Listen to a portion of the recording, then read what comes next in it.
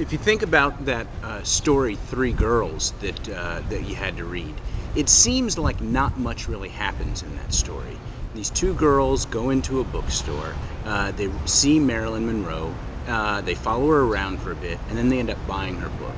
What we want to think about with that story is, even though there isn't a lot of a big plot, there's no car crashes, nobody dies, there's not some kind of giant event that's going to be going on there.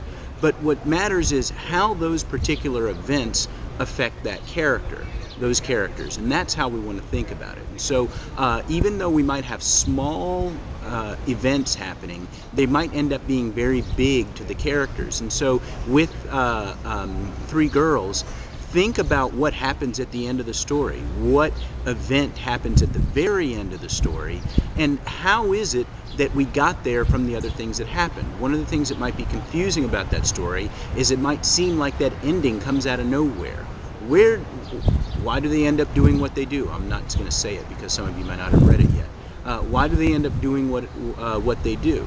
Well, let's look back at the rest of the story and see to what extent we've been kind of building up to that ending all the way through, even though it hasn't been direct. So there still should be some kind of arrangement, just as I was saying in the other video, there should be an arrangement of those events that somehow build up to this larger idea that we're going to get at the end.